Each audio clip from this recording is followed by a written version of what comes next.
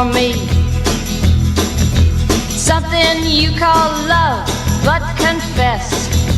Está acá en el estudio de la 530 Natalia Salvo. Ella es abogada, docente universitaria, presidenta de la Corriente del 7 de Julio. Hola Nati, bienvenida.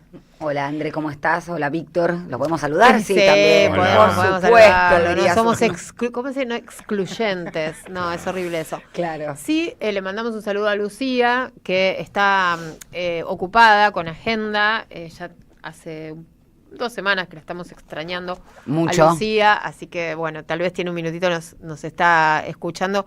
Un abrazo para ella, esperamos que sí, la semana que viene podamos contar con ella. Y también un poco este cambio de día obedece a que bueno, las cosas en la vida cambian las lo importante las es encontrar esa solución. Entonces nosotros estamos tratando de encontrar la solución para poder volver a compartir este ratito de aire acá en La Vuelta Completa. Bueno, Natalia, hay mucha agenda y hay novedades en materia judicial. Contame. Hay novedades en materia judicial porque hace un ratito la jueza que tiene este apellido, fulana, así que la van a recordar, jueza nacional del trabajo, hizo lugar a la medida cautelar que interpuso ATE respecto del decreto del presidente que daba por no válido el día no laboral de los trabajadores estatales. Recordemos que ayer expresamente los denostó, dijo que no los quería o no lo dijo en estos términos, pero ya vienen pavimentando el camino del gobierno de Mauricio Macri, ¿se acuerdan de la grasa militante? Uh-huh. Bueno, son también los que consolidan el discurso del Estado chico, que no es un Estado chico, eso es mentira, Estado chico, patria grande o demás. Ellos tienen un Estado enorme, solo que lo pueblan en las dimensiones que ellos quieran. Solo Adorni sabemos que contrató más de 200 personas en su área. Totalmente. Es un discurso mentiroso, falaz, porque, pero sí es cierto que hay un sector del Estado que es el enemigo número 1 del presidente. Y la motosierra pasa y pasa y pasa en las oficinas públicas. Pero además vos fijate, André, que hoy no tenemos el Ministerio de Salud, no tenemos Ministerio de Trabajo, no tenemos Ministerio de Cultura, no tenemos, o sea, solo tenemos un ministerio que nuclea todo eso que se llama de capital humano. Es realmente una aporía. Una persona no es un capital, justamente, es un concepto contrario. Pero eso da cuenta de también para quién gestiona este gobierno, que ya lo sabemos. Me parece importante destacar este logro por 2 cosas. Primero, porque lo hace un sindicato. Si hay algo, Milei odia a los trabajadores estatales, pero hay algo que odia aún más que los sindicatos. Entonces, lo logra un sindicato, esto se torna aplicable para todos los trabajadores estatales, estén o no estén afiliados. Y me parece importante porque desde la cuestión más simbólica y menor, que todos los trabajadores del sector privado tienen un día en sus convenios colectivos, o los trabajadores bancarios, los trabajadores de comercio, los trabajadores de la industria de la construcción, todos, incluso está el día de la pyme también, digo, por el otro sector, es ir siempre por lo simbólico, ¿no? Así como el Día de la Mujer cerraron el Salón de las Mujeres, así como claro, es como el Día de los Derechos Humanos. Y aún peor, ¿no? Es como ni mereces esto. Claro. Ni mereces tener un día, ni mereces un momento de reconocimiento. Es un destrato a un montón de gente. Y, a ver, la verdad también hay que decirlo, Nati, seguramente muchos lo votaron. Muchísimos, pero el lenguaje... En el Estado, ¿no? El lenguaje crea materialidad. Desde que hablas de los ñoquis del Garraham hasta que decís un referente, un funcionario público, dice que no tiene por qué. Lo dijo de nuevo lo de los ñoquis. Sí, pero además, el estatal es ñoqui.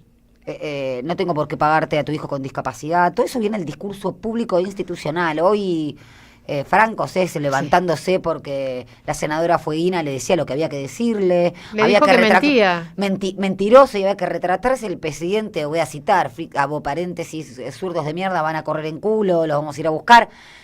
Recién me contestaron en Twitter que no sé diferenciar lo que es una palabra inadecuada con una acción delictual. Yo me refería en el tuit a tirarle heces en la casa de Spert, ¿no? Por parte de una militante. Independientemente de que después cada uno que diga lo que quiera en ese sentido. Yo estoy un poco cansada de discutir con las categorías conceptuales y en el lugar de juego de la derecha.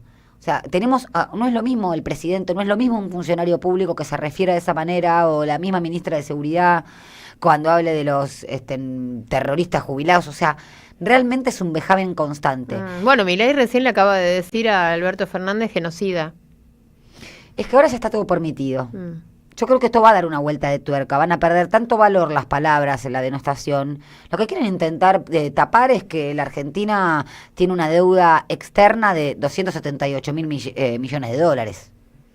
Que lo que estuvo sucediendo, ¿no? El problema geopolítico que nos está acarreando la posición de Milei a nivel internacional con lo que está sucediendo entre Israel, Irán, la Franja de Gaza, Palestina, etcétera. La verdad que creo que tiene que ver con un poco con eso, el fracaso de este sistema que ya tiene fin. Sucede que vaya a saber, ¿no? Nadie hace futurología, pero hasta que se terminen las reservas o que estemos en más rojo de lo que estamos en el Banco Central, que no alcancemos a cumplir, que no lo vamos a hacer, los objetivos del Fondo Monetario Internacional, que el pueblo se canse, ¿no? Porque uno dice a veces... Es que, Natalia, en el camino se van desintegrando. Totalmente. Claro. Se van desintegrando un montón de instituciones, un montón de espacios que costó mucho trabajo conseguir, luchas, gente que puso mucha voluntad. Vos recién estabas hablando, no sé, de lo que era el Ministerio de Desarrollo Social, que hoy se aglutinó como Capital Humano, lo que significó el Ministerio de Salud. ¿Qué hubiera sido de los argentinos, de las argentinas sin un Ministerio de Salud en la pandemia? Imagínate si ahora pasara algo de ese tenor.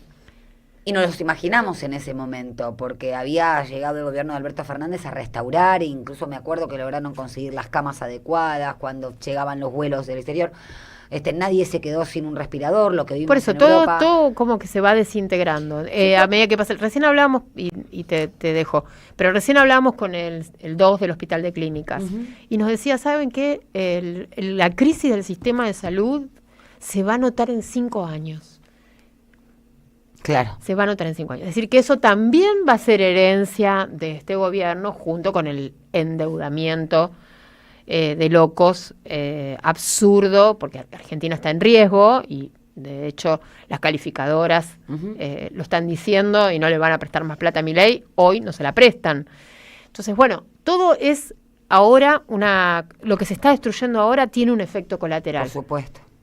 Y las generaciones de pibes y pibas, recordemos lo que pasa con los pibes menores de 14 años, el porcentaje que hay bajo la línea de pobreza. Bajo la línea de pobreza, eso también se va a notar en unos años, yo lo veo como docente universitaria, que dicho sea de paso, se explota el país, hay una manifestación de los universitarios que intentan que están defendiendo la educación pública, no solamente en términos universitarios, pero digo, yo veo la recesión, ¿en qué sentido? El abandono de las cursadas, el menor tiempo para estudiar, alumnos que vienen cansados y se duermen, y yo doy muchas veces a la mañana, ¿no? Entonces, y doy acá, en la Facultad de Derecho, en la Facultad de Sociales, en la Universidad Nacional de José C. Paz. Sí, porque tienen que combinar laburo con estudio y mantener distinta, a las familias o ayudar a sus familias. Pero se va empezando a notar eso. Yo creo que, yo recordaba cuando a Cristina le hicieron una entrevista, era 30 años atrás, yo creo que todavía era senadora, y ella dice que tenía la obligación de ser optimista porque era una militante política. Y se lo dice un señor que acá hago un paréntesis, que se le nota con mucha bronca por la capacidad y la inteligencia que tenía Cristina para hablar, y que se ve que lo superaba, y bueno, hay algunos que no lo pueden soportar. Y yo creo que hay que tener optimismo no quiere decir estupidez.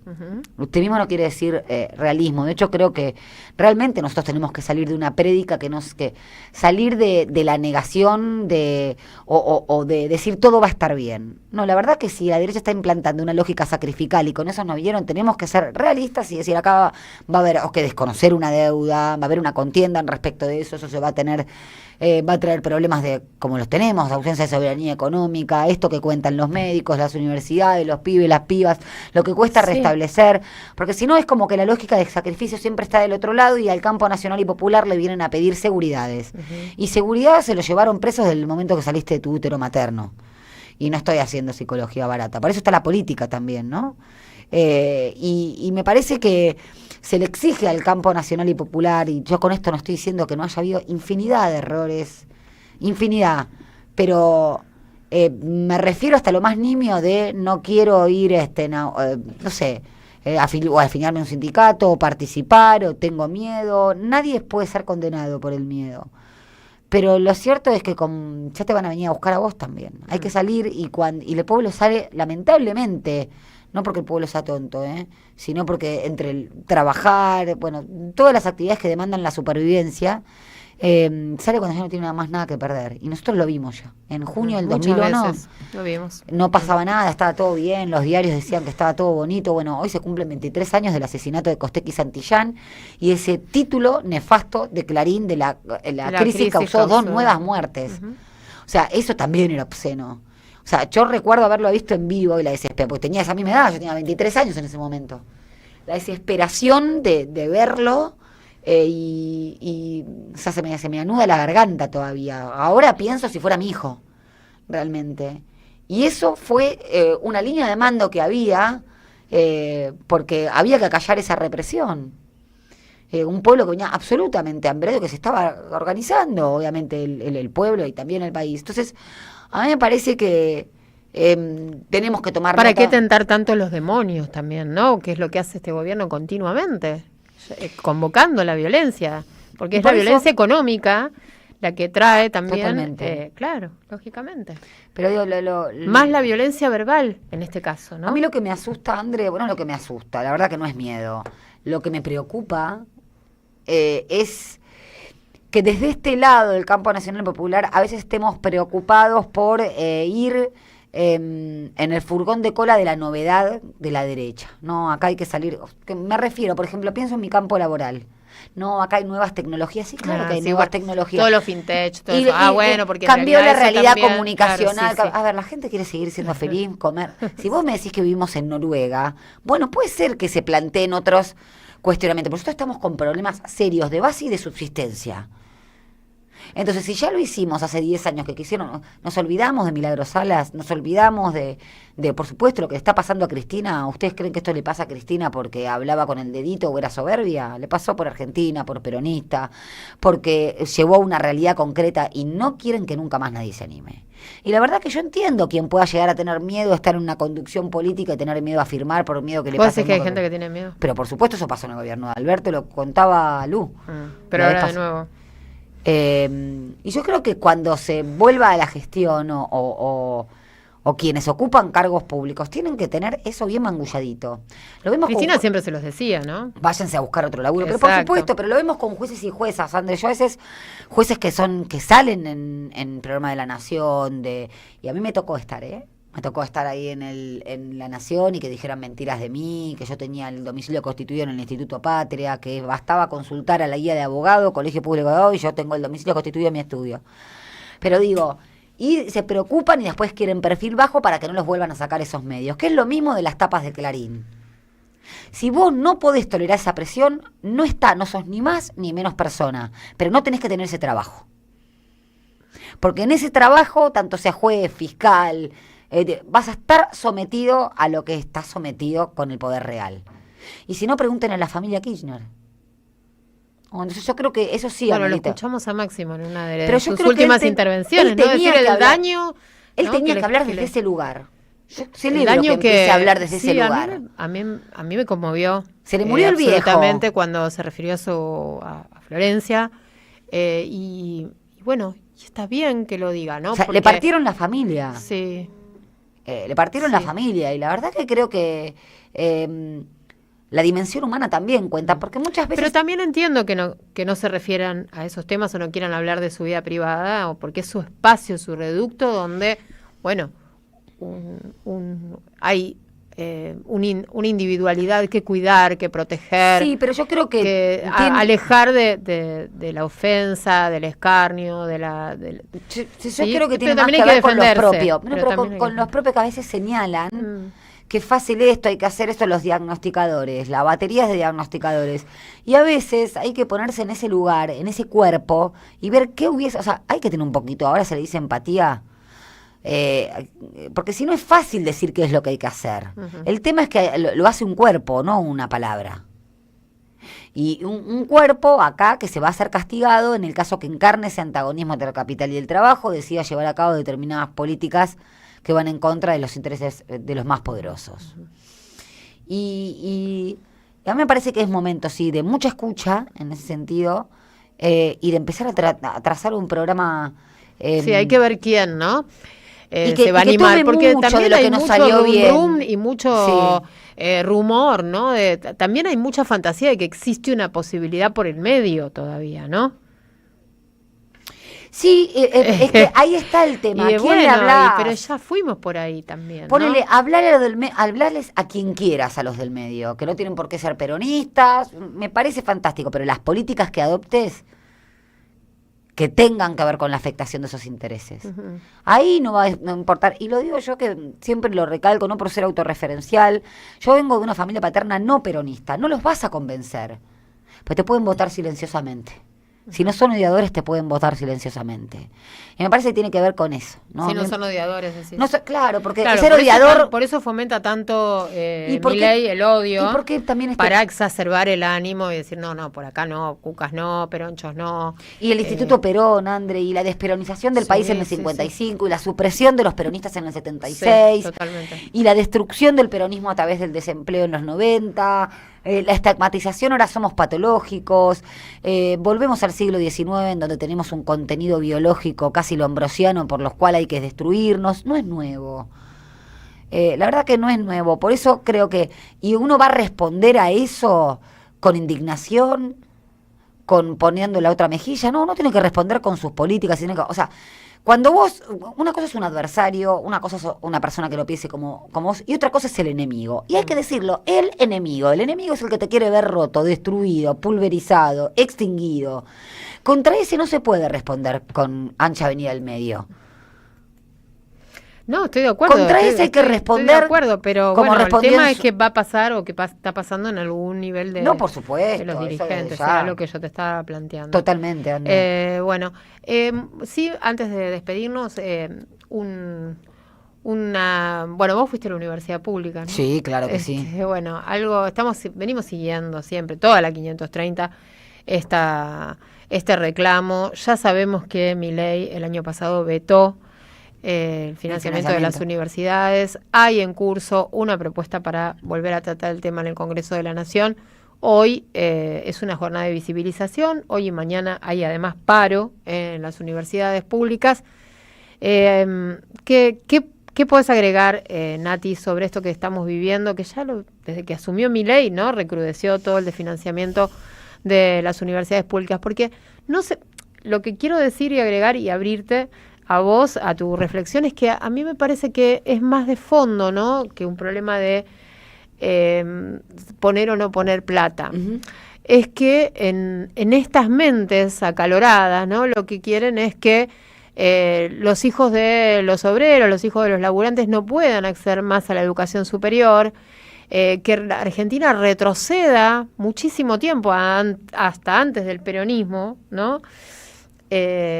Y que bueno, que esto sea para las élites, ¿no? Para un sector que de alguna manera tenga para pagar su educación superior, y los demás, bueno, mano de obra cada vez más barata y cada vez más empobrecida. Sí, el país de Mickey Vainilla. Cuando hace el gran arca de Noé, que dice, vos pasá porque necesitamos también, no dijo mano de obra, pero sino servicio doméstico. Y hace pasar a 2 personas, hoy le dirían marrones, ¿no? Yo creo que esto también pasó, es el neoliberalismo, solo que ahora tiene algún tinte. ¿Por qué? Porque la ley de reforma educativa también estuvo en los 90. ¿Para qué? Para Sí, claro, desacreditar todo lo público y que entren las universidades privadas que hoy continuamos que las tenemos y que son usinas de creación de pensamiento neoliberal a ultranza, en donde no podés mencionar, y lo sé porque tengo trabajadores que me han venido a consultar de esas universidades privadas. Lo que pasa con la persecución, cómo dan clases, que es si llegan a hablar, no sé, si yo te estoy a hablar de Keynes, por ejemplo, me pasó con un cliente que lo estaban por despedir porque mencionó la palabra Keynes Entonces, la verdad... En un espacio donde eso es la palabra, ¿no? Dejarlo público, dejarle lugar a los privados, y de paso esto de fondo que decís vos, ¿no? Que solamente sea para una élite. Claro, previa a la reforma del 18. Uno piensa, falta un montón para eso, pero no, porque esto va a una velocidad. Mira, yo te lo digo en estos términos. Cuando dicen que las universidades son peronistas de zurdo, que nadie pisa una universidad pública en ese sentido. Sabemos que el radicalismo cala muy profundo en ese sentido, y bueno, si el mismo radicalismo ahora está pidiendo por su último bastión, es porque ya nos están dejando, lo voy a decir así, en bolas y a los gritos, ¿no? Sí. Para el público. Entonces, me parece que están destruyendo los logros liberales más importantes. La educación pública, la salud, sí, la educación pública, porque hasta la salud por ahí puede llegar a ser cuestionado. Pero estos bastiones no le interesan. Realmente eso creo que sí cambió la configuración, André. Solo necesitan del Estado para cuidar el capital financiero. Lo demás lo van a destruir y no les interesa. Ya lo dijeron, además. Cualquier cosa que se oponga al déficit cero lo vamos a vetar sin ninguna culpa. Sí, tal cual. Así es. Bueno, Nati, nos reencontramos en unos días. El Esperamos jueves. que podamos sumar a Lucía. Así es. Y que tengamos alguna buena noticia para comentar. Hace tanto que no pasa esto, ¿no? Bueno, verdad que sí. hoy la justicia también, y con esto prometo que cerramos, hoy la justicia también, la justicia. Si me escuchara Eve diría, no es la justicia. Es el Poder Judicial. Sí, Andrea. así mira, Andrea, no es la justicia, porque no hay justicia. Bueno, el Poder Judicial decidió que los diputados, dijo, ¿no? Que los diputados tienen que pedir permiso para visitar a Cristina. Sí. Y bueno, ellos están diciendo y alegando que no, que de ninguna manera, porque coartan los derechos políticos. Claro, exactamente. Pero bueno, es que ya se pronunciaron. La ley ayer no se habían pronunciado, hoy ya se pronunciaron. La ley es lo que los jueces dicen que es. ¿Cuánta falta nos hace Eve? Una Eve, en un sentido. Sin pelos en la lengua y diciendo lo que hay que decir. Pero es muy incómodo, ¿no? ¿Cuántos se escudaban atrás de Eve, que tenía todo lo que había que tener para decir lo que había que decir? Tal vez no era, a algunos no les gustaban los modos, decía lo que había que decir. Y creo que es esto. Por eso, una de las últimas cosas que yo recuerdo que Eve pedía era la pueblada de la Corte Suprema de Justicia. El reclamo de la Corte Suprema de Justicia. ¿Qué razón que tenía? ¿Cómo la vio? Ella sí que la vio. Y bueno, y todas estas demandas que el pueblo ha agarrado, como en el Titanic, mientras la orquesta toca, ¿quién es el último que puede asegurar el último reducto? El Poder Judicial. ¿Y cuál es el pináculo del Poder Judicial? La Corte Suprema de Justicia. Y bueno, está todo dicho en ese sentido. Dale, gracias, Nati. Un abrazo. 5 minutos pasaron de las 7 de la tarde.